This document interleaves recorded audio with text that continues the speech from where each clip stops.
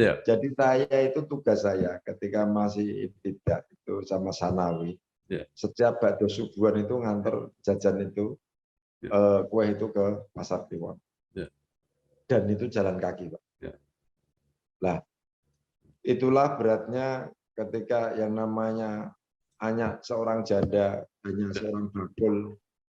Maka selalu karena ibu saya itu kalau masak itu sampai dengan tengah malam, jam 3 baru selesai, jam 4 baru selesai. Alhamdulillah saya dibiasakan harus bangun jam setengah 3, mandi, untuk selalu diingatkan untuk sholat tahajud dan lain sebagainya. Barangkali karena doa orang tua saya itu ya.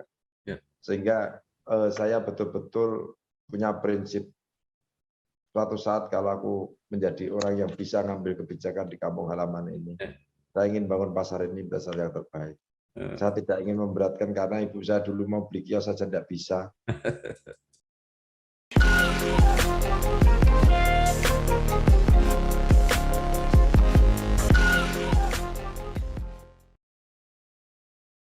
Kudus kotaku, kota kudus, kota wali, kota santri indah bagus. Menara dhuwur ana ing tengah-tengahe kutha, tinggalane para wali lan ulama.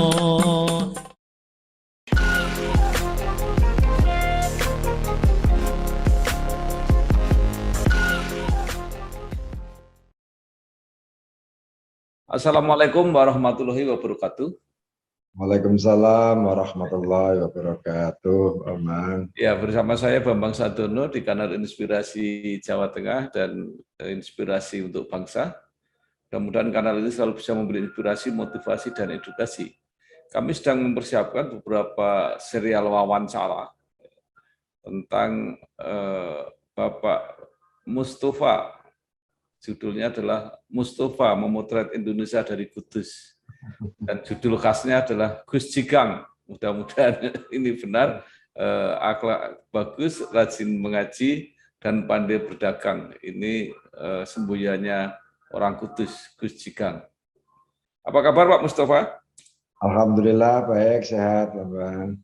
Iya, jadi Bapak Dr. Haji Mustafa SEMM ini lahir di Kudus 2 Januari 1963. Yeah. Beliau bermula ya sesuai dengan semboyannya itu harus pandai berdagang, maka mulai ada di bidang bisnis. Pertama bisnis asuransi, kemudian perbankan, tapi kemudian masuk politik, menjadi anggota DPRD Jawa Tengah, dan kemudian terpilih menjadi Bupati Kudus tahun 2008-2013, kemudian periode kedua 2013-2018, dan tahun 2019 mengikuti pemilihan umum anggota legislatif dan terpilih menjadi anggota DPR RI. Saat ini ditugaskan di Komisi 11 yang membidangi keuangan dan perbankan. Ya, Pak Mus, mungkin Bapak bisa mulai cerita mengenai masa kecil ketika di Kudus, apa yang masih bisa Bapak kenang, yang masih bisa diingat. Silakan Pak. Baik, terima kasih. Assalamualaikum warahmatullahi wabarakatuh, Pak Bambang. Terima kasih kesempatan kali ini untuk bisa mengenang masa lalu saya. Mudah-mudahan apa yang disampaikan oleh Pak Bambang, Motret Indonesia dari Kudus ini, terus terang sejak kecil kami ini adalah orang yang dilahirkan di kampung, di Desa Lorametan Bagusan. Wetan Bagusan. Jadi kebagusan itu di sana ada yang namanya dukuhnya Dukuh Bagusan, Pak. Ya. Nah, memang sejak kecil dari keluarga kami, bapak saya ini kebetulan juga perantau dari Grobogan Purwodadi, yang memang dari sana keluarga besar adalah keluarga besar santri ya, sehingga merantau ke Kudus mendapat orang tua saya, Pak Salan almarhum dan juga Ibu Rabinah, ini melahirkanlah saya anak yang terakhir. Ya. Nah, dari masa kecil itu memang kami ada perbedaan di kampung halaman kami, Pak Bambang. Ya. Kalau pada umumnya orang sekolah pada di sekolah umum, di sekolah dasar, tapi pilihan orang tua saya diminta untuk belajar di Madrasah Ibtidaiyah. Jadi di Madrasah Ibtidaiyah Khairiyah, kalau di desa saya ini di Desa Loram, maka saya disekolahkan di Getas Pejaten. Nah, dari situlah, dari mulai meneliti dari Madrasah Ibtidaiyah ke Sanawiyah di Muallimin Nahdlatul Ulama di Kudus, yang sekarang jadi sekolahan SMA Al-Ma'ruf ya. Ini memang sejak kecil ini ada banyak kan, ketika pada umumnya anak-anak pada bermain, sekolah dan lain sebagainya, orang tua saya memang sudah selalu mewariskan bagaimana ketika pulang dari sekolah itu hanya satu. Jadi kebahagiaan saya ini tidak dapat kebahagiaan, tidak mengalami seperti masa anak-anak ketika jatahnya anak-anak di seusia itu bisa bermain, kita tidak bermain, tapi kita juga harus bantu orang tua. Yang kedua juga memang di sekolahnya beda dengan teman-teman seusia saya yang lain di sekolah dasar, saya di sekolah tidak, ya yang selalu dicerca sama lingkungan. Mau apa, mau jadi apa ini kamu sekolah madrasah itu. Tapi bagi saya karena ini adalah pesan orang tua ya, dan karena saya itu ditinggal meninggal bapak saya itu di kelas 3 ibtidak, karena sering waktu masih kecil itu hanya ditimbang-timbang baca sholawatan gitu di teras gitu ya. Yang saya ingat itu hanya itu, hanya sholawatan ketika orang tua ibu saya ini hanya menyampaikan, udahlah, tidak usah dengerin omongan orang lain. Yang penting bapakmu pesannya sekolah di sekolah madrasah, nanti toh juga mau jadi apa terserah, biar Tuhanlah yang menentukan. Nah itulah diajarin dengan berbagai keprihatinan kami, dari mulai kalau pagi di tidak sanawi alias, maka keanehan saya minta sama orang tua saya, kalau saya nanti di sanawi alias saja nanti terus saya tidak punya ijazah umum. Ya. Dan kebetulan di internal Nahdlatul Ulama ini dulu di masa saya, teman-teman di sanawi itu selalu berdiskusi tentang Muhammadiyah. Ada perbedaan-perbedaan itu sehingga saya penasaran, ya udahlah kalau sore saya tak sekolah ke SMA Muhammadiyah saja, saya gitu. Nah, akhirnya lah lulus dari SMA Muhammadiyah di tahun 82 itu. Dari situlah saya berpikir setiap sore, karena waktu itu sekolah ini juga teman-teman pada pakai mobil, pakai sepeda motor, saya pakai sepeda ontel itu loh Pak. Nah, kalau pulang itu sore maghrib, itu saya selalu sempatkan di Masjid Agung Kudus untuk ikut berjamaah sholat maghrib kalau masih menangi itu. Tetapi ketika itu saya setiap habis sholat, saya melihat nengok ke kiri itu ada pendopo kabupaten. Nah, jadi, syaratnya orang masuk di situ gimana ya? Itu apa sih kerjaannya kan gitu ya? Saya lihat, saya dengar, kebetulan tetangga saya ada yang namanya Pak Sutar almarhum. Itu sopirnya Pak Bupati Darsono waktu itu. Zamannya Pak Darsono ya. Nah, itu ketika beliau pulang selalu bawa mobil bagus, plat nomor K1B. Terus saya lihat, Pak Darsono ini siapa sih? Oh, tentara. Ya sudahlah, kalau gitu saya lulus sekolah, saya tak masuk ke Akabri aja. Gitu. Setidaknya besok saya pulang bisa jadi bupati. Mikirnya gitu, Pak. Jadi mulai kecil sudah angen-angen itu. Ketika itu saya masuk Akabri, sudah masuk ranking dan lain sebagainya, ternyata memang belum rezekinya, saya dipulangkan. Akhirnya gagal, selesailah, pupuslah cita-cita itu. Sehingga cita-cita itu pupus, saya harus, orang tua saya ngomong ketika saya pulang itu jam 2:30 pagi, baru masuk rumah, hanya satu, ibu saya ngomong, mandi dulu, setelah mandi sholat. Setelah sholat, saya hanya dimasakkan, hanya pakai telur di dadar satu itu, setelah itu suruh pergi lagi. Karena malu jangan sampai nanti dilihat orang kampung, kamu katanya sudah masuk, ternyata kok pulang. Setelah ba'da subuh itu saya suruh pergi lagi. Ya sudah pergi kemana? Ya udah ikut sama siapalah saudara-saudara sana yang di mana. Akhirnya saya berangkat ke Bandung. Hidup lebih asik pakai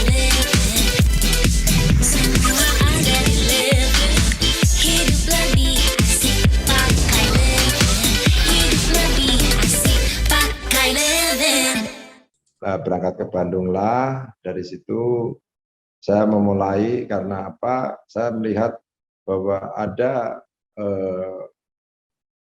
sepupu saya itu kerja di asuransi. Oh, Almarhum namanya Pak Marsudi itu. Setiap Lebaran pulang dengan keluarganya, mobilnya selalu baru dan ganti. oh, Saya tanya, Om kerja di mana Om? Asuransi katanya. Kalau kamu tahu, kepengen tahu ya di Kudus kamu cari katanya. Nah disitulah saya mulai melihat. Saya ikut di Bandung 2 tahun, ya dengan segala tenaga, pikiran, kekuatan, jadi istilahnya bantu di rumah tangganya. ya, Tapi setelah 2 tahun kok tidak dicarikan apa-apa. Saya mulai dari keagenan, agen asuransi. ya, Agen asuransi di Bandung, bahkan di Bandung juga tidak diakui. ya, Bahwa ya udah kalau kamu mau jalan-jalan aja, jangan ketergantungan pada saya. Katanya. Nah setelah itulah saya daftar dari keagenan, ya udah bahkan ditanya apakah kamu tahu di Bandung ini Bandung bukan Kudus, Bandung ini kota besar. Tapi saya punya keyakinan bahwa saya punya kemauan dan saya berani. Nah, ya sudah, oke. Akhirnya saya pamit sama beliau karena saya sudah 2 tahun nunggu tidak dicarikan pekerjaan, juga hanya bantu di rumah. Kalau setiap hari itu tidur hanya 2 jam, ya, mulai ngepel, setrika, dan lain sebagainya untuk anak-anaknya, karena kebetulan putranya ada 5 lagi semua, ya sudahlah, saya pamit. Izin Om, kalau diizinkan, saya akan izin untuk kos sendiri aja. Setelah itu saya ditanya, kamu udah yakin di Bandung ini bukan di kampung loh, kalau ada apa-apa. Saya izinkan, tapi syaratnya satu, Mus. Dalam syaratnya apa? Jangan pernah ketemu saya kalau kamu belum melampaui jabatan saya. Wah, lah ini Pak, saya agak tertantang ini. Kok begitu ya? Tapi bagi saya, ya ini barangkali memang jalan Tuhan. Semuanya sudah saya lakukan. Ya Alhamdulillah tidak terlalu lama, dalam kurun 5 tahun itu, saya sudah melampaui jabatan saya di atas beliau. Nah, ketika ada rakor, ada rapim, kita ketemu, kita berbicara, ya sudahlah, kita ketemu sesuai dengan janji saya bilang gitu. Ya, Alhamdulillah diterima, bisa mengerti, dan akhirnya beliau juga baik. Ketika di karir di asuransi ini, saya tidak memilih kenapa di asuransi jiwa saya memulai, tapi pilihan saya di asuransi kerugian. Saya melihat ada sebuah peluang besar, bahwa asuransi kerugian ini adalah secara general untuk seluruh hajat hidup orang ini ada di situ. Mulai dari marine cargo, mulai pengiriman barang ekspor impor, termasuk untuk asuransi kendaraan, bahkan asuransi kesehatan dan lain sebagainya, asuransi kebakaran dan semuanya ada. Nah, disitulah proses pembelajaran kami. Alhamdulillah di usia 25 tahun sudah menjadi kepala cabang, di usia 27 tahun sudah menjadi kepala wilayah, sampai dengan mentok di usia 37 tahun sudah habis pangkatnya. Dan juga mungkin Pak Bambang Sardono tahu, termasuk saya dulu sering ngantri di Suara Merdeka, ketika Bapak masih jadi pemret di Suara Merdeka itu, nah inilah termasuk asuransi kerugian yang saya modifikasi seluruh pelanggan koran dijamin asuransi. Nah, ini semua akhirnya Alhamdulillah. Tapi ketika di usia 37 tahun ini sudah mentok habis karir saya, lah itulah yang menjadikan pilihan hidup saya. Kalau saya sudah ikut fit and proper untuk mencalonkan direksi, ternyata dilihat bukan dari sisi kemampuan, tapi dari sisi umur, maka pilihan saya harus keluar dari lembaga ini. Saya dikatakan bahwa saya ini tidak normal, saya ini agak setengah gila, karena dirintis mulai dari awal yang berdarah-darah, ketika di puncaknya tidak sabar untuk menunggu. Tapi bagi saya, waktu ini kan juga merupakan satu acuan buat dalam kehidupan. Iya, iya. Dan juga kesempatan ini tidak akan pernah terulang. Nah, saya katakan saya akan off dari asuransi ini, tapi saya pastikan kami akan bekerja dengan cara lain. Alhamdulillah sebelum kami mengakhiri jabatan kami itu, kami sudah mencoba berwirausaha di tahun 90 untuk akuisisi BPR Agung Sejahtera, termasuk dulu desain grafis, ya percetakan, ini semuanya juga sudah kita persiapkan sehingga kami tidak khawatir. Maka untuk itulah kita bersyukur pada proses perkembangan zaman ada reformasi. Nah, reformasi itulah yang menjadikan spirit kami bahwa sesungguhnya ini sebuah tantangan besar, ini sebuah peluang besar, sehingga saya harus masuk dalam kancah perpolitikan. Maka untuk itu di tahun 2003, mulai dari tahun 2000 saya resign dari asuransi, saya mempersiapkan diri. Di 2003 kami ikut kontestasi pilkada di Kudus, yang akhirnya gagal. Ya. Nah, tapi kegagalan itu karena waktu itu pemilihan dari DPRD, ya bagi saya ya sudah, memang gagal ya tidak apa-apa. Saya mencoba menjual diri saya untuk menyalurkan di DPR provinsi, tapi saya tidak melalui daerah pemilihan yang ada di Kudus. Jangan sampai dianggap nanti saya mau dendam atau mau apa. Saya mencoba, ada nggak daerah pemilihan yang paling jauh dari sini? Oh ada, pilihannya satu Brebes sama Cilacap. Udahlah saya ngambil Cilacap aja. Kamu gila, kalau ngambil Cilacap itu kamu memang tahu wilayah sana. Bagi saya ingat dulu ketika saya di Bandung, ketika saya menginjakkan kaki saya bahwa Bandung ini saya tidak punya siapa-siapa, tidak kenal siapa-siapa, saya hidup. Apalagi di Cilacap yang masih bisa kita jangkau hanya 6-7 jam, dari Semarang, saya pastikan saya akan bisa lakukan itu. Ya alhamdulillah di 2004 bisa masuk nominasi, terpilih jadi anggota di DPRD Provinsi Bapak. Ya. Nah, itulah proses inilah yang memang harus kita jalan. Saya Mindo Sianipar dengan ini mengucapkan selamat kepada Bangsa TV yang dikomandani oleh Pak Bambang Sadono. Kiranya Bangsa TV bisa melanjutkan program-programnya yang memberikan inspirasi buat bangsa ini. Terima kasih. Merdeka. Yang tadi belum terceritakan itu sekolah lanjutannya, Pak. Apakah Bapak hanya berbekal SMA itu atau dalam perjalanan juga kuliah? Saya di Bandung dulu di Inten, Pak. Ya. Inten, sambil sekolah. Ya. Tapi karena sambil bekerja, waktu itu yang kampusnya di Dago itu, saya tidak selesai. Akhirnya saya matrikulasi. Jadi karena udah menjelang akhir, tidak selesai. Karena pindah ke Jakarta, pindah ke Semarang, akhirnya tidak menyelesaikan itu. Di Inten itu, ya saya pikir dulu karena di situ adalah filialnya ITB ya, saya pikir tidak dapat ITB-nya ya dapat filialnya lah. Kalau orang dulu itu kan seperti itu. Ya saya pikir ngambil di situ, ngambil komputer waktu itu. Tapi kan komputer masa lalu masih DOS, masih ini kan, yang akhirnya perkembangan zaman, akhirnya ya itu kembali ke Semarang. Ya. Akhirnya Bapak perguruan tingginya di mana, Pak? Karena saya tidak selesai di dan saya akhirnya di Semarang itu saya ngambil ke STIE, Pak. Ya, oh, STIE. Okay. STIE saya matrikulasi, tinggal sebentar untuk menyelesaikan itu.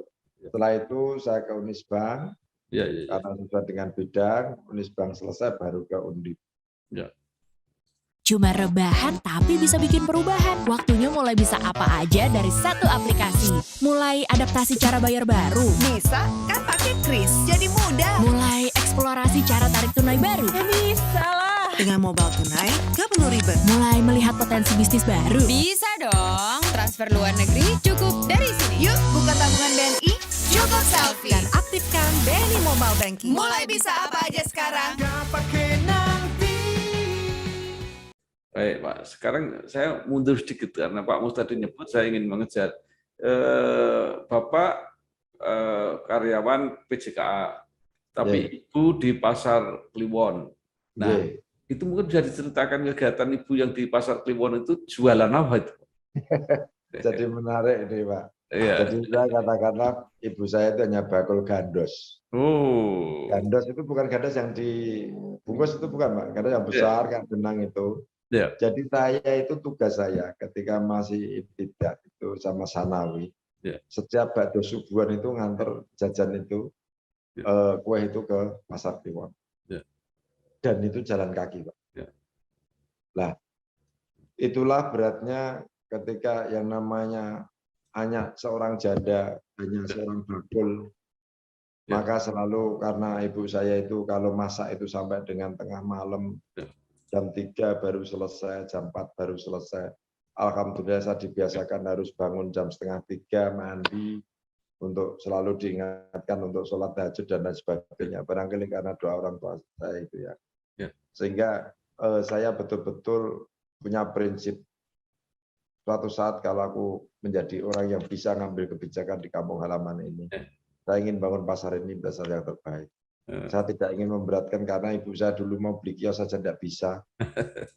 Ya toh, harus bayar ini, bayar itu, ya hanya dapat loss kecil begitu saja. Kadang-kadang bayar retribusi, istilahnya pajak pasar itu kadang terlambat dan lain sebagainya. Ya. Tapi ya alhamdulillah Tuhan mengizinkanlah saya bisa berbuat sesuatu. Maka ketika saya jadi bupati, pertama kali yang saya tata adalah hanya satu, bagaimana ekonomi kreatif di pasar itu. Dan saya pastikan kepada seluruh warga masyarakat di sana, jangan pernah ada yang beli pasar. Memang saya agak tidak senengi sama para pemborong-pemborong, karena biasanya membangun pasar itu kan diambil pihak ketiga, setelah itu pihak ketiga ini. Tidak, saya katakan ini memang negara ada, ini aset negara. Jadi bakul-bakul ini karena orang tua saya dulu miskin, tidak punya, itu mau punya kios saja tidak bisa. Saya tidak ingin ada orang pasar disuruh beli kios. Ya. Bahkan saya katakan bahwa ini saya naikkan surat keputusan pasar itu di tengah pasar. Saya katakan itu. Saya sudah bilang pada masyarakat di Kudus, kalau orang gila sudah masuk pasar tidak akan sembuh. Tapi kalau bupati sudah masuk pasar, tolong jangan pernah akan dilupakan. Ya. Nah, mungkin pertanyaan sedikit, Pak. Ketika pasar itu direnovasi, Ibu masih ada nggak, Pak? Oh, sudah meninggal, Pak. Saya jadi bupati itu sudah meninggal, Ibu saya. Jadi saya terakhir menjadi kepala deputi, kepala divisi, orang tua saya sudah tidak ada. Ya. Tapi pesan saya kepada saya gitu, berbuatlah sesuatu di kampung halaman ini supaya semuanya ada riwayatnya, gitu aja. Ya. Pak Mus tadi dikatakan sebagai anak bungsu kalau tidak salah. Itu berapa bersaudara dan kenapa yang harus nganter gandos ke pasar hanya Pak Mus? Ya karena satu, Pak, kakak-kakak saya kan udah besar, sudah berumah tangga, sudah misah-misah gitu. Karena saya tinggal sama kakak saya, yang satu perempuan, yang satu saya, ya biasalah Pak, kalau namanya orang tidak punya ini kan. Ya baktinya kepada orang tua ini kan ya hanya itu yang bisa saya lakukan. Jadi kadang-kadang lucu ditungguin temennya pada naik mobil, pada naik motor, tapi saya masih jalan kaki. Gitu. Ya. Itu jadi alhamdulillah. Ya. Jaraknya dari rumah sampai ke pasar kira-kira berapa? Oh itu ya hampir 5 kilo ya Pak ya. Jauh ya? Ya atau dari rumah saya ke ini kan hampir 5 kilo. Dan saya pikir setiap pagi itu ya bakdo subuhan aja berangkat itu. Ya. Pulang udah pagi, udah selesai itu aja udah. Dan biasa beres-beres, bersih-bersih rumah, udah langsung berangkat sekolah gitu. Ya pagi begitu aja Pak. Ya. Pulang dari sekolah, kalau orang tua belum pulang, ya sudah nyiapin. Nanti apa yang perlu dibuat masak untuk ini kita siap-siapin. Ya, baik. Kasihan Pak, masa kecilnya tidak bahagia. Saya Sasongko Tejo mengucapkan selamat ulang tahun yang kedua kepada Bangsa TV dan kanal YouTube Inspirasi Bangsa dan Inspirasi Jawa Tengah yang dikelola oleh Bambang Sadono, wartawan senior. Semoga sukses dan semoga mendapatkan respon atau mendapatkan tempat di hati masyarakat Jawa Tengah dan masyarakat Indonesia pada umumnya. Menarik, Bapak dalam waktu singkat bisnis asuransi cepat sekali jadi pimpinan cabang, jadi pimpinan wilayah, kalau nggak salah sempat jadi direksi dan kepala divisi Pak. Karena kepala jadi direksi itu kurang umur, maka oh saya marah tuh ya, saya oke. resign. Dan kepala divisi mungkin bisa diceritakan Pak, ini bagaimana merintis karir dengan begitu cepat. Jadi begini, Pak. Saya kenapa pilihan saya di Bumi Putra? Bumi Putra itu muncul live. Ya.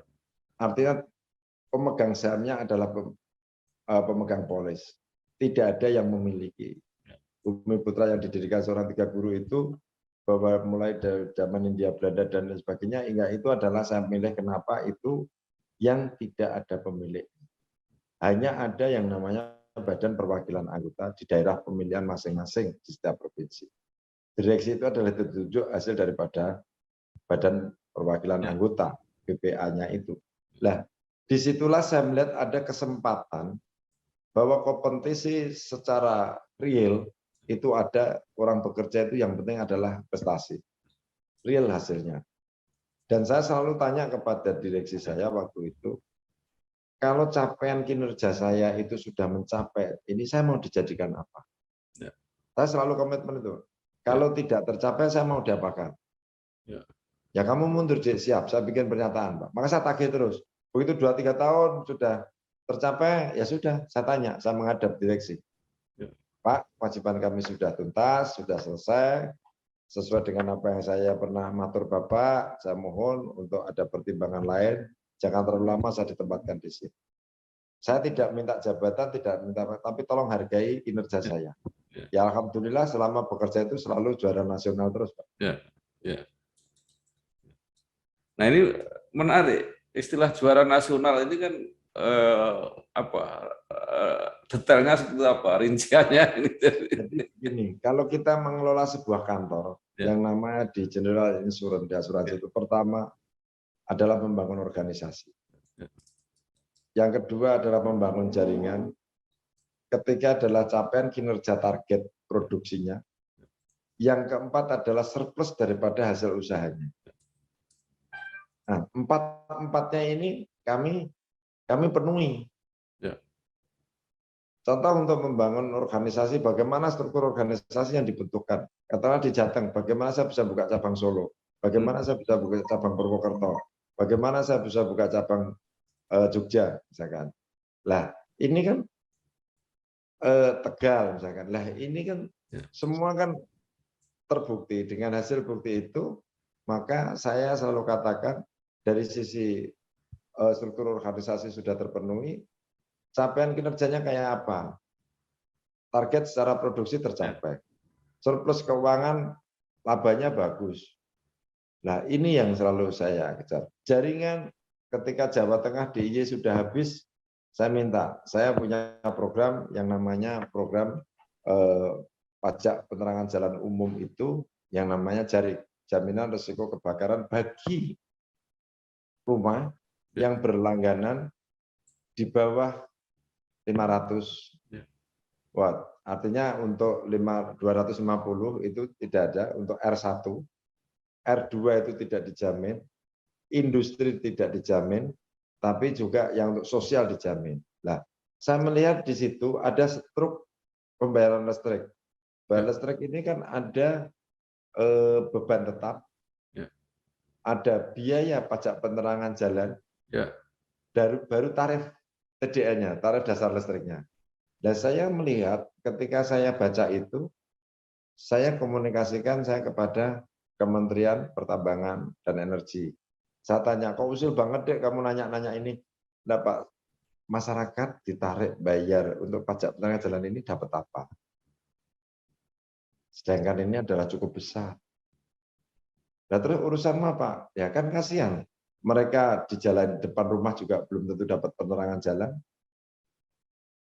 Yang kalau ada apa-apa dia tidak dapat jaminan. Terus mau apa? Bapak diizinkan enggak kalau saya punya konsep untuk kerjasama ini? Apa kira-kira? Yang kira-kira memberi manfaat untuk rakyat, saya bilang. Apa konsepmu? Nah, waktu itu ditanya itu, saya sampaikan bahwa bagaimana kalau ini saya ambil 10% dari BPJU-nya, tapi saya berikan ganti rugi apabila ada kebakaran. Namanya santunan, bukan asuransi. Minimal 2,5 sampai 5 juta, maksimal 10 juta. bagi yang berlangganan 250. Karena tidak mungkin orang yang punya rumah yang listriknya 250 watt itu diasuransikan, Pak. Yang lebih dari itu baru diasuransikan karena orang yang berkecukupan. Nah, disitulah yang kalau begitu coba begini, itu menarik sekali. Akhirnya diminta untuk paparan, saya buatkan konsep. Setelah saya buatkan konsep itulah, akhirnya diterima. Setelah diterima, kita buktikan. Ini nasional atau Jawa dulu? Pak diizinkan untuk pilot proyek Jawa Bali dulu saja. Wah, kamu harus ketemu sama gubernur. Gubernur berani enggak? Ya kalau ada perintah kenapa tidak? Niat baik ya Bang. Saya awali dari Jawa Tengah ke Jawa Timur waktu itu zamannya almarhum Pak Ismail, Pak Basuki Sudirman, terus Jawa Barat Pak Nana, itu semuanya kita datangi semua. Akhirnya lahirlah Pak, kami sudah dapat semuanya data, saya lapor ke Mentamben. Ini kalau ke pemerintah daerah harus mendagri deh katanya. Ya sudah, saya harus ke Pak Menteri itu melalui siapa? Kan saya belum begitu fasih Pak ya. Sudah melalui Dirjen Otonomi aja. Oke, saya soal ke sana. Lah, sampai di sana diminta landasan hukumnya apa? Nah, saya diperkenalkan dengan Biro Hukum di Kementerian Dalam Negeri, Depdagri waktu itu. Saya diskusi dan laporan ke sana. Akhirnya dibuatkan prototipnya. Nah, setelah lahir prototipnya lah dari dua menteri itu bagaimana supaya bisa sinkron, akhirnya melahirkan terbit surat keputusan bersama antara Mentamben dan Mendagri. Itu, Pak.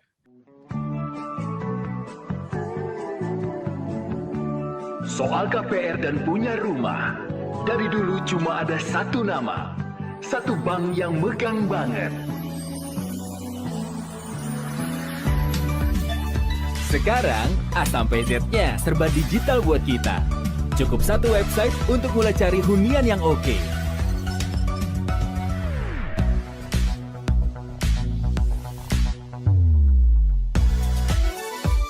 Lagi sesibuk apapun, cukup satu fitur ngajuin KPR online.